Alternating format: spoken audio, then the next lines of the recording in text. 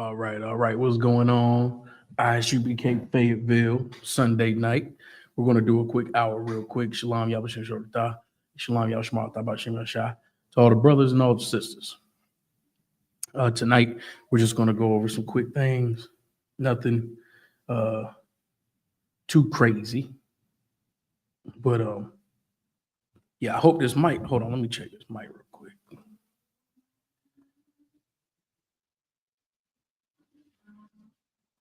Okay, Mike, see, should be good. If I'm sounding choppy or something, let me know. All right.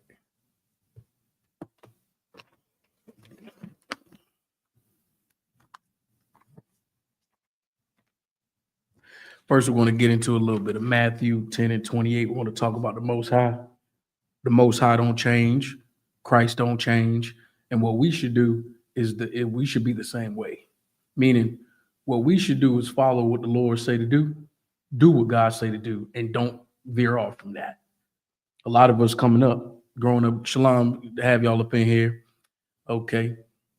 If my mic is messed up, could y'all let me know, because we got a new camera here. So if glad to have y'all up in here rocking it out. We're getting into Matthew chapter 10. We're going to go to verse 28. So what we should be doing is doing what the Lord said to do. By doing what the Lord say to do, it's going to keep us on par, keep us on track. All right. We're going to go to Matthew 10. Bear with Matthew 10 and 28. All right.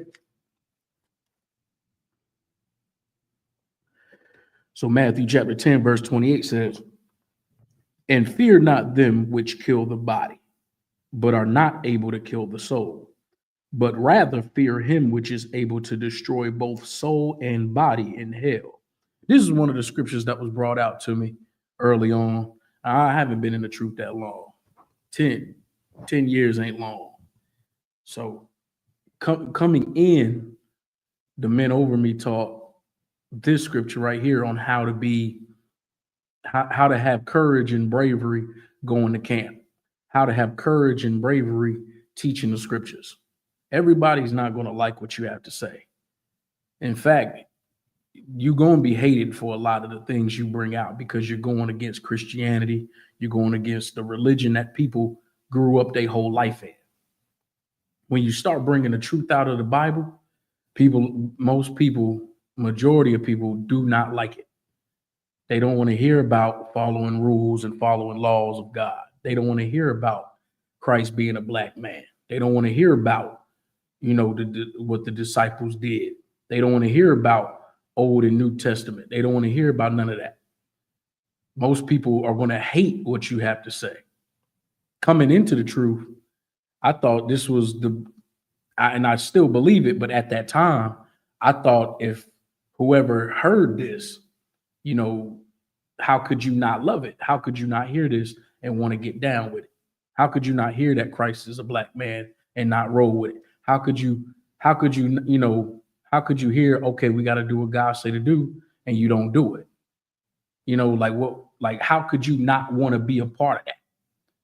Well, I learned early on, the things we talk about, people hate what we say. The problem is, it's not what I'm saying.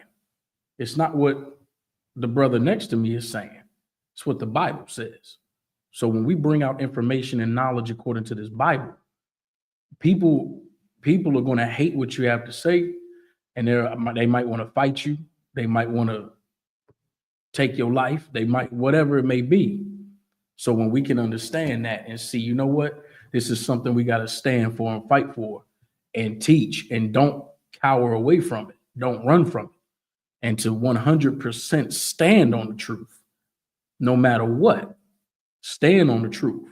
Okay. So Matthew 10 and 28, "And fear not them which kill the body, but are not able to kill the soul." Because we ain't gonna fear nobody who can take my physical body. When we go out to camp and we're teaching at the camp, or we're teaching that class, we're not worried about anybody coming up, talking about unaliving us and doing this and doing that. We ain't worried about who can kill the body. We don't fear anyone that can kill the physical body because they can't kill the soul or they can't take the soul. Okay. And fear not them which kill the body, but are not able to kill the soul. You might be able to take my body. You might be able to end this body life, this physical thing, but you're not taking my soul. You're not killing my soul. You can't destroy that. Okay. But rather fear him which is able to destroy both soul and body in hell. This is a scripture right here, man, that you really gotta understand and know that you have a physical body and then you have a soul. You have the thing in you that leaves your body and goes to rest with the Lord. But you gotta fear him, which is the most high, who can destroy both soul and body in hell. What does that mean? That means you don't fear a man who can just kill you or take your body. You got to fear the one that can put your body and your soul through hell. So what is that saying too? That's also saying that there isn't a physical place of hell that you go to, meaning you don't die and you go to hell with in a bunch of fire with a bunch of other people and you burning up under the ground. That's not what Matthews 10 and 28 is saying. Matthews 10 and 28 is actually showing you that hell is right here on earth. Because for the him that can destroy both soul and body in hell, your soul and your body together is only in one place. And that's right here on the planet Earth. Right here on the planet Earth, as I'm living and breathing and talking to you right now, this is my soul and my body right here. And as you look around at other Black people and Hispanic people, their soul and their bodies are in hell. We in hell. You in hell. You go to prison for 28 years because you stole some candy 15 years ago. You in hell. You go and get with a woman and you get her pregnant, and then you want to keep the child, but she wants to go and abort that baby. You in hell. The baby itself is in hell because it's about to be murdered by this woman. We in hell. You dealing with a woman who slashed your tires and bust your car windows and all of that. You in hell. She putting sugar in your gas tank and then blew up your engine, sending her brothers after you to jump you or whatever, rob you. All hell. You got parents who are on drugs and get high and are never around. Hell. If you on drugs and getting high and you destroyed, you in hell. This is the place where our soul and body is in hell. So when you read Matthews 10 and 28, this is one of the things or one of the scriptures that was pulled on how to understand, to have courage and discipline and to be wise in how you deal with these things. Okay. I'm going to read it again. Matthews 10 and 28. And fear not them which kill the body. Meaning don't be afraid of somebody that could take your life. Stand on the truth. Stand on this thing. Go out there to them camps. Go out there to those and do them classes. Stand on the truth. Shalom. Yahweh Shem thought. Also Zion. Glad to have you up in here rocking with me. Okay. Hope everything is well. Hope today was a good day for you and the brothers. All right. But are not able to kill the soul, because I can't kill someone's soul. I can't do anything to a man's soul. But the Most High is the one that can take your body and your soul and then have it in hell or have it in a heavenly state. Let me finish reading this real quick. But are not able to kill the soul, but rather fear him which is able to destroy both soul and body in hell. That's the Most High. He has the ability to put your soul and your body through hell. All right. All right. But drop down. We're going to go to verse 33 So Matthew 10 and 33. But whosoever shall deny me before men, him will I also deny before my Father which is in heaven. When we come out here and we teach the truth of Christ, and we teach the truth of the Bible, and we teach the truth of the Most High God, we ain't denying Christ. We showing who Christ really is and how he get down. We showing what the Bible is saying. And not only are we showing it, we live in it. We go and read this Bible. We come amongst the I.S.U.P.K. You Black or Hispanic, you a Native Indian, you come up in the I.S.U.P.K.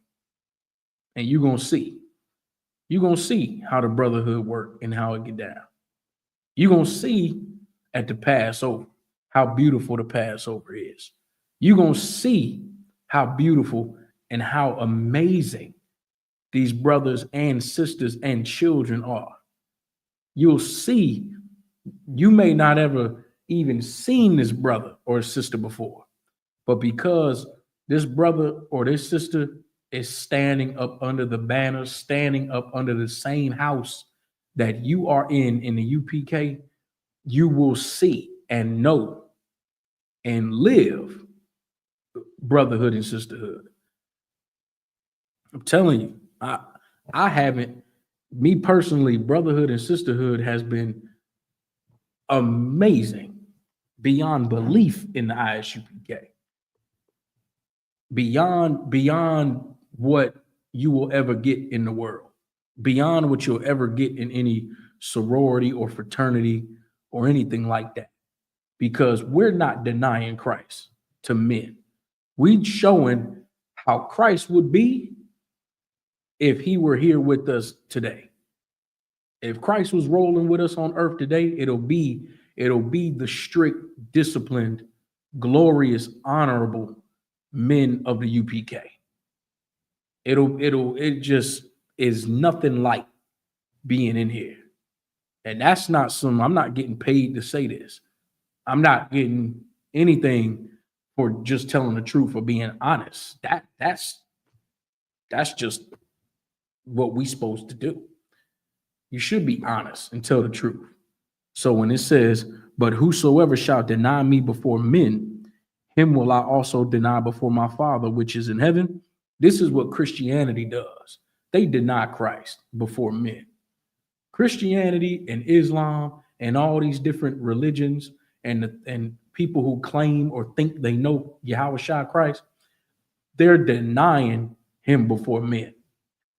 So any atheists or people that say Jesus Christ wasn't real or don't want to be under one body, one Lord, one faith, one baptism, anybody saying that the Bible ain't real and talking against the men of God and the men of the Lord, you denying Christ. You denying Christ. We go out to teach at camp and we dropping the words of God and dropping them scriptures and showing you that every single one of us back there in that camp, from the speaker to the reader to the camp leader to the men standing on post to the man on the table to the man on the camera, all of that. You are seeing living proof of men who are not denying Christ and is doing exactly what we're supposed to be doing today. Okay. Him will I also deny before my Father which is in heaven. You deny Christ before men, you go against the Lord and go against what we're doing and go against what Christ laid down for us to go and teach. The Lord ain't going to acknowledge you before the Father. This is another scripture too that you can prove that Jesus Christ is not God. Because when you read and it says, but whosoever shall deny me before men, him will I also deny before my Father which is in heaven. This is a heavy, heavy, heavy cut to saying Jesus is not God. Because Christ here is telling you, why didn't he just say, oh, well, whoever deny me before men, I will deny him straight out. He made it clear that he's going to deny he made it clear that him will I also deny before my Father which is in heaven. This Christ talking here. So why is he referencing the Most High or the Father in heaven? Should let you know and tell you that Jesus Christ is not God. Jesus Christ is the Son of God. All right. So verse 34, Matthew 10 and 34. Think not that I am come to send peace on earth. I come not to send peace, but a sword. Christ is saying he ain't come to send peace on earth. He ain't coming to send peace. All my life, I was growing up believing Jesus Christ superstar, Jesus Christ holding hands. Black men, white men, Asians, and all that holding hands with Jesus Christ. That ain't what Christ is saying. So when you bring this out and we teach this, what Jesus Christ is saying, you know, majority of people are not going to like what they're hearing. But who give a damn about what you like to hear or not hear? This is Christ talking. He said, think not, don't even put it in your mind that I am come to send peace on earth. He's telling you straight up, he ain't coming to send peace on earth. He didn't say nothing about heaven in here. He didn't say nothing about underneath the ground in a so-called hell, a place called hell. He's talking about right here on earth. Think not that I come to send peace on earth. I came not to send peace. He's saying it again. But a sword. And the only thing you're using a sword for is to cut something. And you don't take a sword and cut bread with it. You take a sword to cut, people with it. To stab and cut and slice and all of that. Christ is saying he's coming to bring a sword and not peace. We don't have peace now. So when Christ come back, he's damn sure not coming to bring peace to the earth. He coming to bring a sword. Okay. Verse 35. For I am come to set a man at variance against his father, and the daughter against her mother, and the daughter-in-law against her mother-in-law. Verse 36. And a man's foes shall be they of his own household. Because like when I came into truth, I was saying the things that I was learning and being taught. My mother went against me in the beginning, but then I had to learn I had to be authorized and taught and shown how to teach. So when I went back to her, she learned like I knew what I was talking about. So now instead of it being against her, now she's learning and saying, oh, okay, what he's saying is right. And it's actually in the Bible. But a man's foes shall be they of his own household. Because right when you think, okay, I got the knowledge of the truth, I'm learning about God. I learned that Jesus Christ is a black man from the tribe of Judah, an Israelite. Now I'm learning that I'm an Israelite. Now I'm learning about the 12 tribes. I learned about the menorah. I done learned about frankincense and myrrh, what it really meaning. I done learned about, different things, fringes and culture and all of that. But when you go and tell somebody, more than likely, those of your own household aren't going to like it. You're going to find out that a man's foes shall be they of his own household. You're going to find out that the homeboy you was rolling with, your friend that you knew for years and years and years, he's not really your friend. Because you done came into the truth. You done learned the knowledge of the Lord. But now your friend is saying he ain't rocking with you now. But in the world, you were selling drugs, sleeping with a bunch of women, doing all kind of wickedness, and he was cool with you then. But when you stop getting high, you stop selling drugs, you stop doing things, now he hates you. Because now you're trying to serve the Lord. You're trying to do what Christ said to do. But now your boy don't rock with you no more. Your boy ain't your friend like that no more. He don't want to hang out with you no more. Your mother might kick you out the house. Don't want you being up in the house no more. You and your father been rolling for years and years. Everything, y'all been locked in like this. But now your father is disowning you because you not being a bow tie suit wearing Christian no more.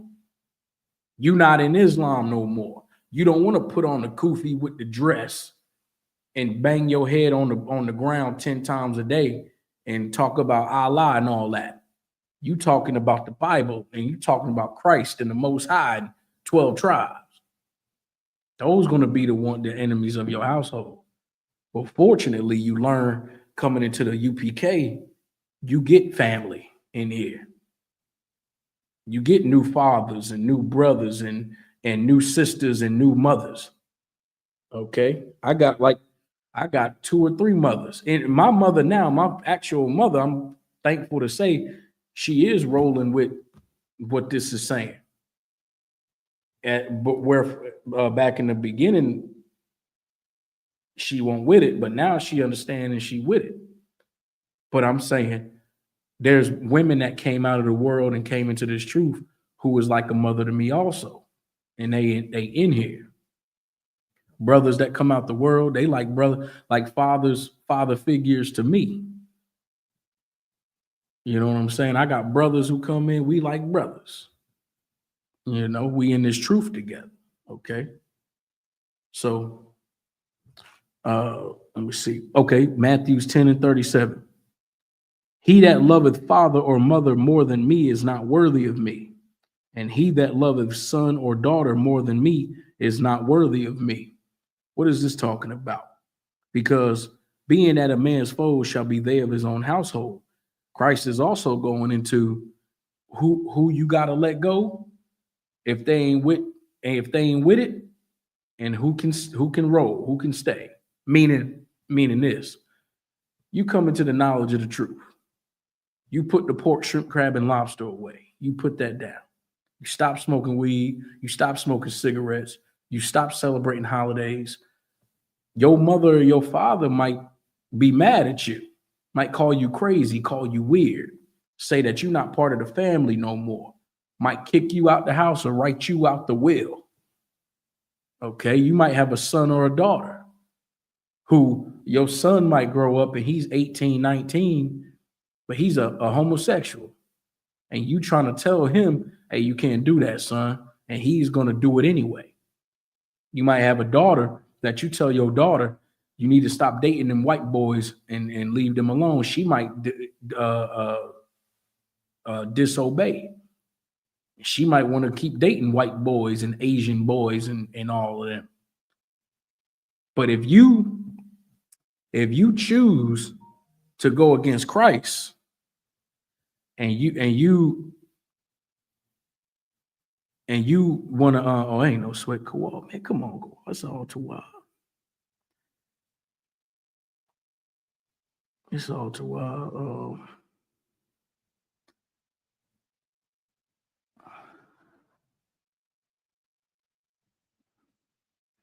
Forgive me, y'all. Y'all bear with me for 1 second. I got text Officer Kowal back.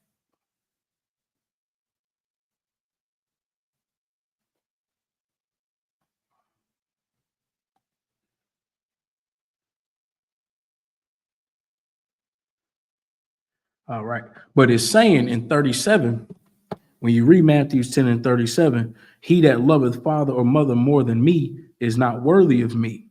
And he that loveth son or daughter more than me is not worthy of me. It's not saying you can't love your children or you can't love your parents. It's talking about choosing them over Christ.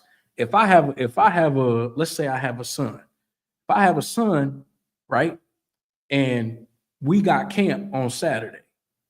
And then I turn around and I check in and say, Salakia, sir, I ain't gonna be able to make it to camp. And I'm only doing it because I prefer to spend time with my son. Why am I choosing him over doing the work of the Lord? Now, on the other hand of it, if you're the only one that can watch your son or be there for your child, that's different. I'm talking about you choosing and preferring your child over your duty or Christ or your work. Another example would be, let's say if my mother, let's say if my mother doesn't like me going to camp because she's scared something's going to happen to me, and then I turn around and I say, yeah, shalom, sir, I'm not going to be able to make it to camp, you know, and I know that it's because my mom is afraid for me to go to camp. So I'm preferring and choosing what she's saying and how she feeling over doing the work of the Lord over what Christ laid down. Nah, you can't do that. Now, let's look at it another way. Let's look at it on the other hand. Let's say you got a sick mother who needs care, and you're the only one that can care for her in that day or that time, then that's different. But this is talking about he that loveth father or mother more than me is not worthy of me. And he that loveth son or daughter more than me is not worthy of me. Because you're choosing father and mother or son and daughter over Christ, over what he laid down. Another example could be, let's say your mother, your parents, they doing Thanksgiving dinner and you don't go. They cursing you out, getting mad at you, talking about you ain't part of the family and you know that's wrong and all that. If you say, well, you know, I guess I could go, and you go and do Thanksgiving with them, you preferring, you're choosing, you're loving your father and mother more than you loving Christ. Instead of saying, I'm not going to Thanksgiving dinner because it's wrong. I'm not celebrating Thanksgiving with you. I know you my mother and my father, but I'm you not my mother and father. I'm gonna choose Christ and roll with Christ. Okay. Or just like the example I brought up with the son and daughter. Your daughter choosing to go and marry white men and Asians and all that. Ain't my daughter no more. I'm not going to keep you like you my child and you choosing to go against what Christ said, what the Lord said. I don't love you more than I love Christ in this thing. I love Christ and I love the Most High and I love this truth more than anything, including mother, father, son, daughter, cousins, nephews, you know, uncles, all of that, friends, all of that. So this here come first. You know what I'm saying? So we'll go to verse 38, Matthew 10 and 38. And he that taketh not his cross and followeth after me is not worthy of me. That's not talking about the Christian cross on your neck that, you know, the Roman Catholics wear, or, you know, what Christians today wear with the cross on their neck. That's not what he's saying.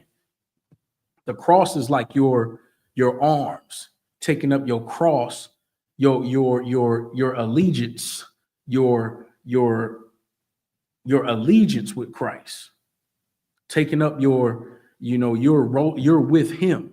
It's not talking about putting a cross on your neck and walking around with a cross dangling on your neck and you saying you rolling with Jesus now. That ain't what that cross is talking about. It just so happens that it's called a Christian cross today. It's called a cross because it is a cross, but that's not what Christ was talking about. Taketh not his cross and followeth after me. It's not, that cross isn't that thing you hang on your neck, because how dishonorable would it be to wear the thing that Christ was nailed to? If you got a cousin or a brother who was killed by, you know, Percocets or fentanyl, or you gonna wear a big old Perk 30 pill on your chain and your mother died from that, or your cousin or brother died from that? You know what I'm saying? If you have a family member that you deeply cared about, you're gonna wear a representation of what took their life. No, you ain't gonna do that. Christ is not telling you to wear the thing that he was nailed to and where he ultimately died on. That's idiotic. It's talking about your allegiance. Take up your cross. Take up your in your mind and in your arms to do what the Lord said to do and follow it after him. But if you don't, he's saying you're not worthy of him. That's where the sacrifice comes into play. That's where the hard work comes into play.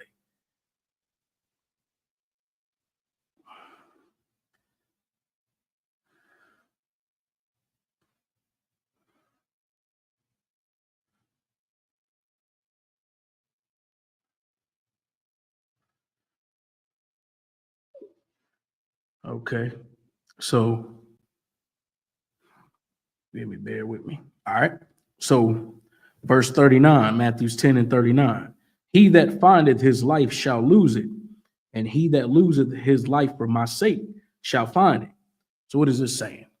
This is saying in Matthew 10 and 39, he that findeth his life shall lose it, and he that loseth his life for my sake shall find it. Because if you choose your life over the life that Christ is saying you should be doing, you're going to lose your life. Like, excuse me, before the truth, I wanted to be, something in life. But that life, if I chose to go down that way, I wouldn't be in the truth. I wouldn't be following Christ, serving Christ, doing the work in the I.S.U.P.K. I'd be living my own life. I'd be living a life over there.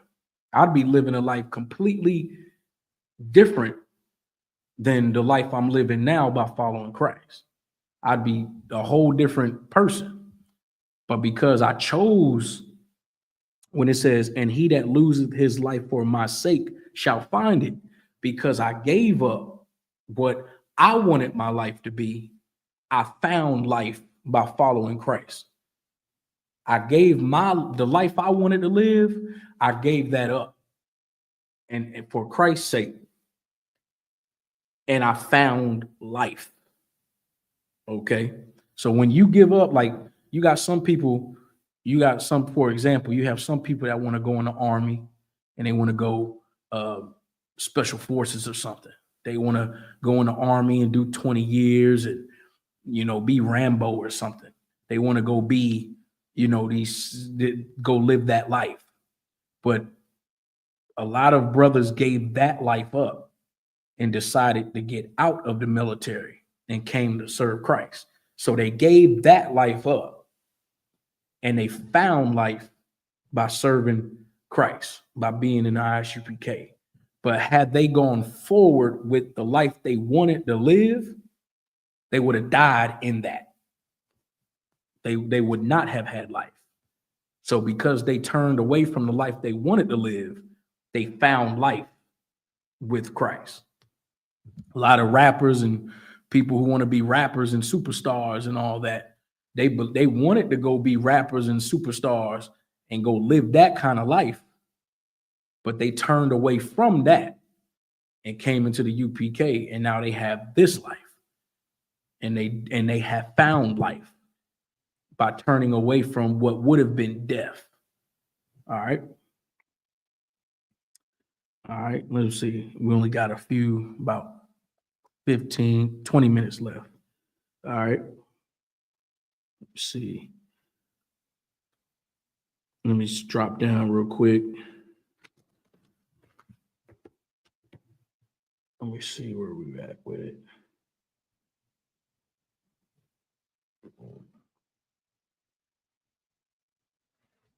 All right. So we're going to go to Matthew 11 and 25. Okay. Matthew 11 and 25. And if anybody got any questions, you can just type them in. I'll catch them. Ain't no problem. I'll see them because I got the thing right here. So if anybody got any questions, it could be off topic, be whatever. You can go ahead and type them in. All right. So Matthew 11 and 25 says, at that time, Yahushua answered and said, I thank thee, O Father, Lord of heaven and earth, because thou hast hid these things from the wise and prudent and hast revealed them unto babes. This is beautiful, because a prime example would be for those people who are wise and prudent, is like when we bring out the truth about Joseph being Christ's father, his physical father that Jesus Christ came from the line of David, from David all the way down to Joseph, and then from Joseph came Christ. The wise and prudent wouldn't even acknowledge Joseph. You don't, in the world, before the I.S.U.P.K, before the real breakdown of the Bible, nobody teaches that Joseph is Christ's father. Nobody teaches that Jesus Christ came from Joseph. It's always about Mary, Mary, Mary. It's always about immaculate conception or virgin birth Mary and a virgin birth Christ and Mary, and all of that. But nobody brings out that Jesus Christ's father, his dad, is Joseph. Like nobody brings that out except for the UPK. We the only ones dropping the knowledge. So them wise and prudent ones wouldn't even acknowledge that. They wouldn't even give any credit to Joseph, even though we know from the record that in order for Christ to be the Christ, he got to come from David. So you get from David all the way to Joseph, but all of a sudden now Christ don't come from Joseph. So how could he be from David? It don't make sense. So them wise and prudent ones wouldn't even acknowledge Joseph if you left it up to them. That's why Christ is saying, I thank thee, O Father, Lord of heaven and earth, because thou hast hid these things from the wise and prudent and hast revealed them unto babes, because babies don't lie.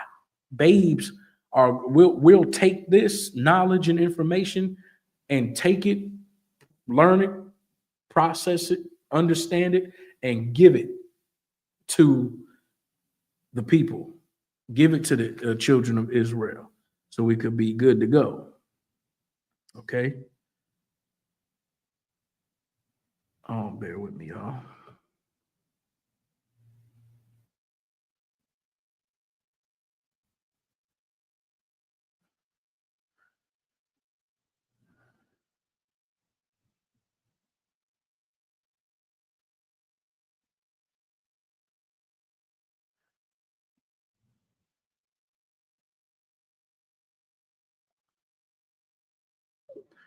Oh, man, Officer Kowal looking out, man. Big shout out, Officer Kowal. You know what I'm saying?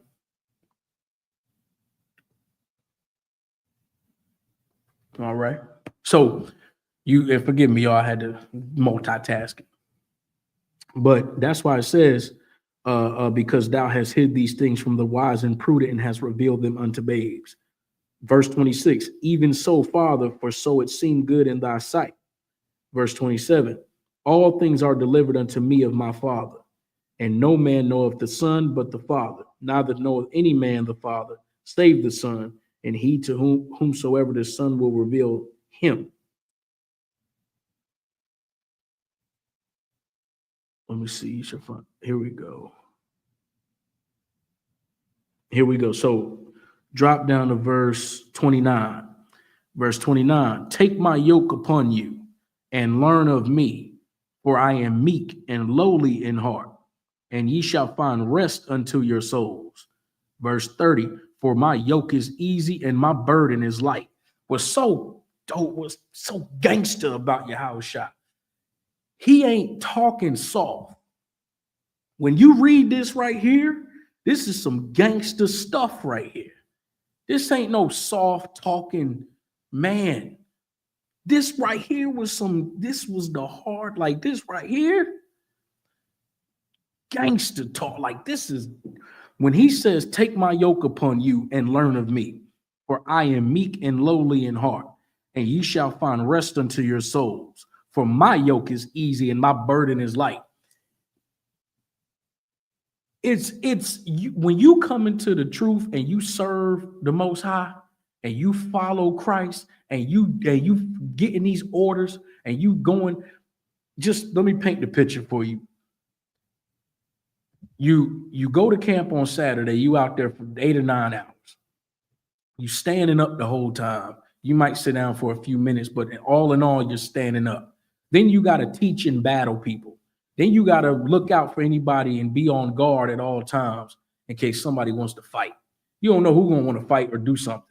You got to deal with police. You got to deal with black people arguing and yelling back at you, spitting at you, throwing stuff at you. You already away from your children, or you're away from your parents, or if you're taking care of your parents because they're old, or you're dealing with, you know, a baby mama who's not in the truth, and then she on you about you leaving your kids because you gonna go do that Jesus stuff.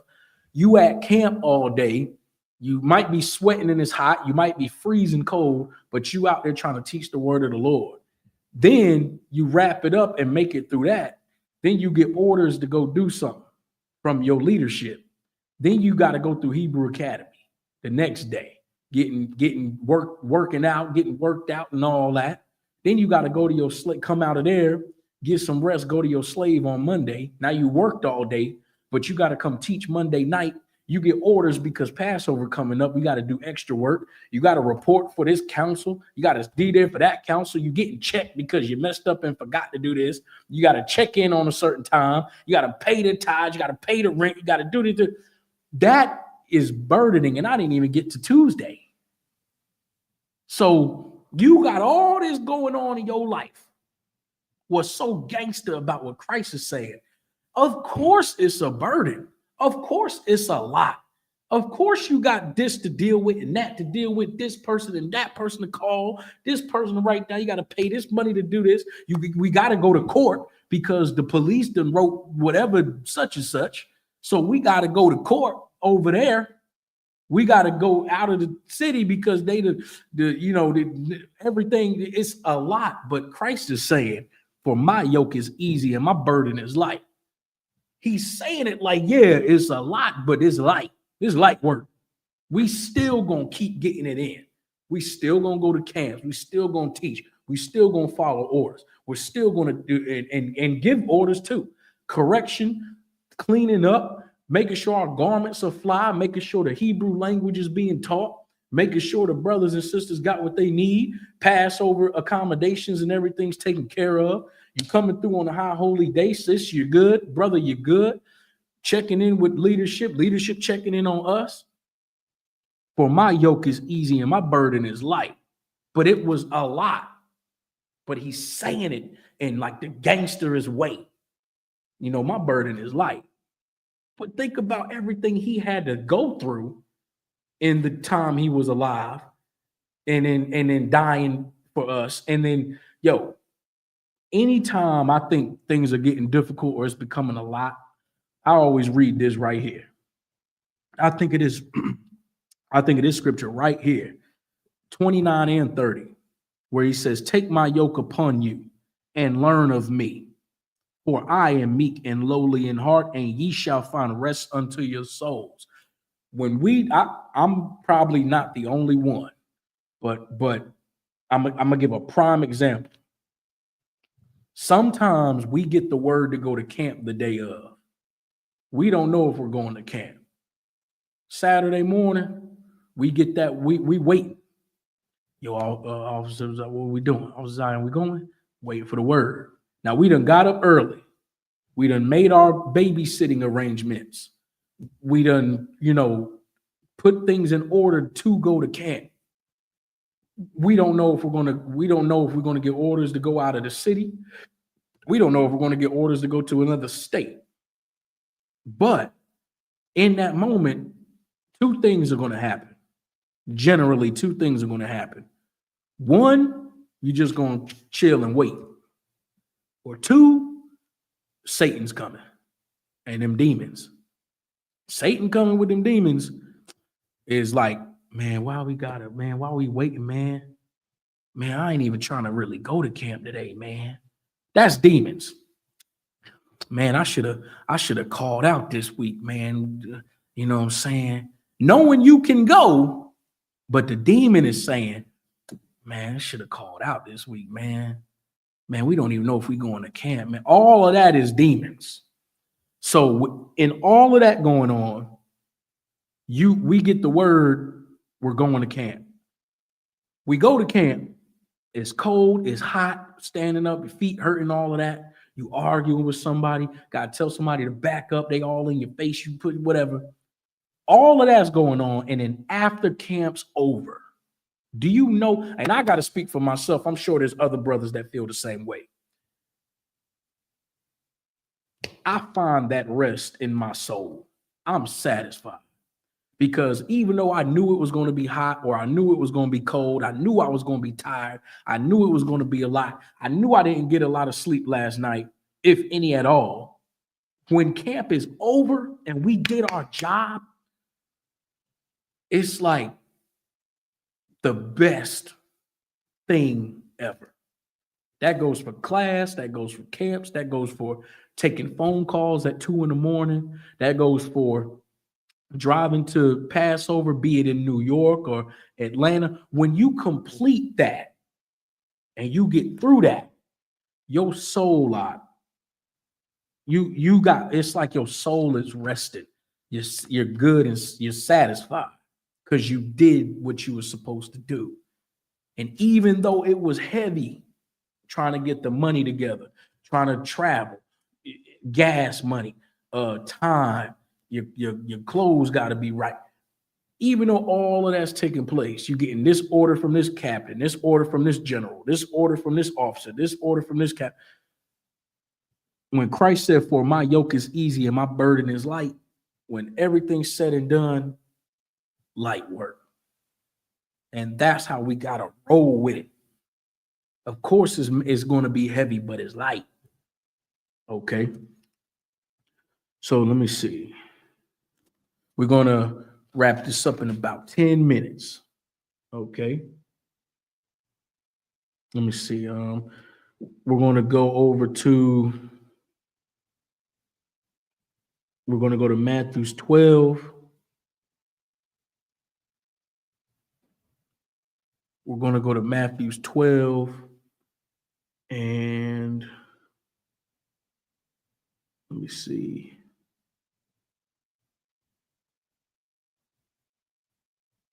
30, 33. Wait, hold on.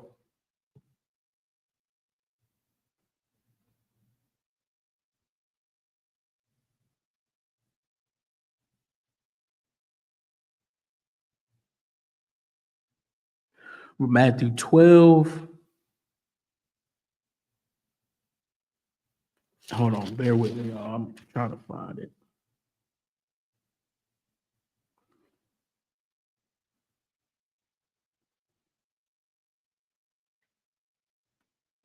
Okay, here we go. Matthew's 12 and 16, 13. Matthew's 13 and 16. Matthew 13 and 16. All right. So Matthew 13 and 16 says, "But blessed are your eyes, for they see, and your ears, for they hear." Verse 17, "For verily I say unto you, that many prophets and righteous men have desired to see those things which ye see, and have not seen them, and to hear those things which ye hear, and have not heard them." This is heavy because when we talk about what we're seeing right now, what's going on in the earth right now, the prophets back then wanted to see these days, but we get to see these days. That's why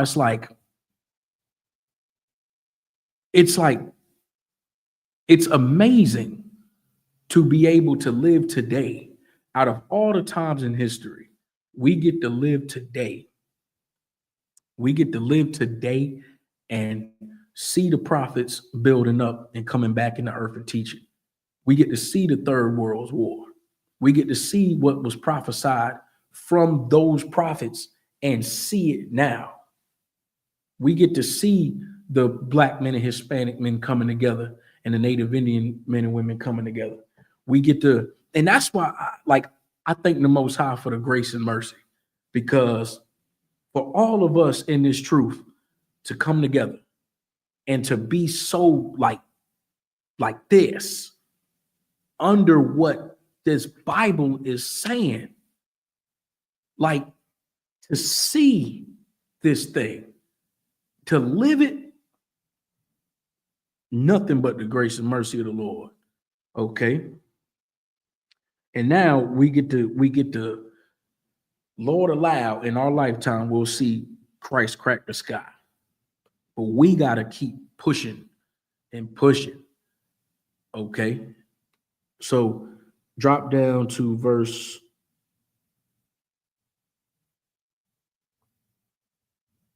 Let me see.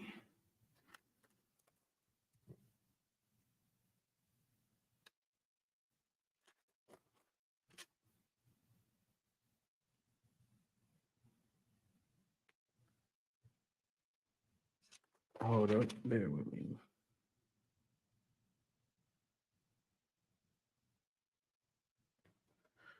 Hold on. Should have it in my phone.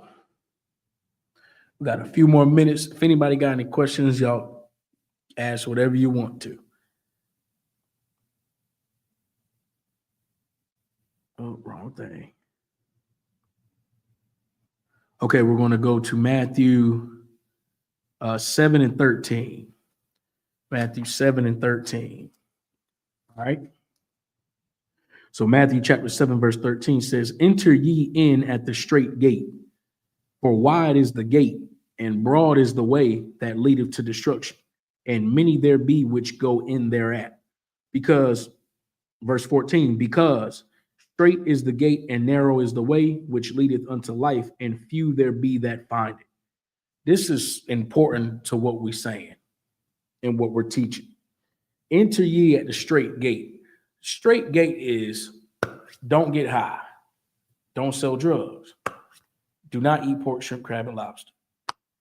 Keep the Sabbath day, Saturday. Keep Passover once a year. Don't be a homosexual. Straight gate. All of that straight to the point, straight gate, and is narrow. A wide gate is you can be LGBT. You can eat whatever you want. You can do all the drugs you want to do. My body, my choice. Celebrate any holiday you want. Go and be in the Chinese Buddhist temple. Go and serve other gods and be a Muslim and with the Arabs and go be an African.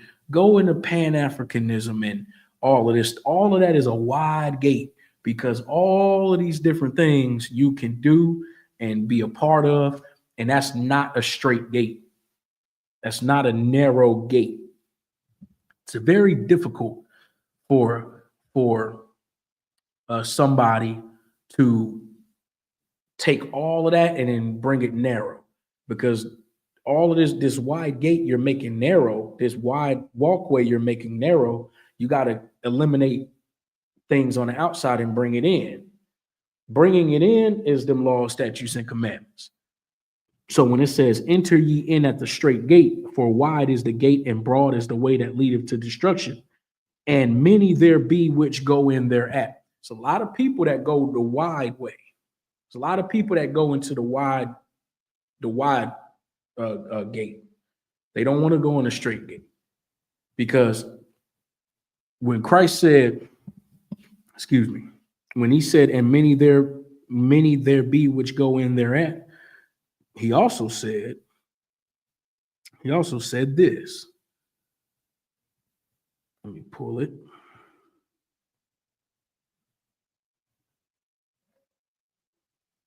When you read 1 John 5 and 3, 1 John 5 and 3 says,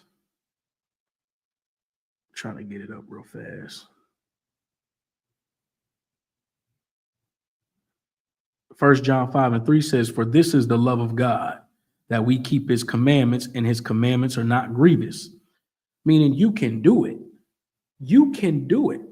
When the Lord said, keep the Sabbath day, Passover, Purim, do not get high, do not sell drugs, do not eat pork, shrimp, crab, and lobster.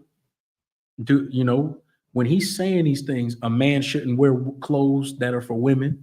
A woman shouldn't wear clothes that are for men.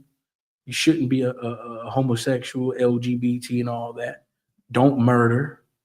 Don't serve other gods. These things we can absolutely do.